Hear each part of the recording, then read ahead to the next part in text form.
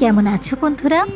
হ্যাঁ, আমার শরীরটা তেমন ভালো নেই, তবুও 3 দিন ধরে জ্বর, ঠান্ডা লাগা, আর হ্যাঁ, আজ কেন জানি না একান্তে মনে হলো তোমাদের আমার সম্বন্ধে দু একটা কথা বলি।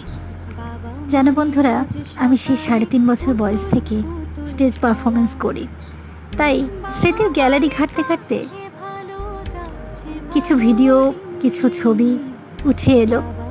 তবে সবটা ক্যামেরাবন্দি করতে পারিনি, এই ছোট্ট ভিডিওতে তো আর সবটা দেখানো সম্ভব না, তো যেটুকুই পেরেছি তোমাদেরকে দেখালাম।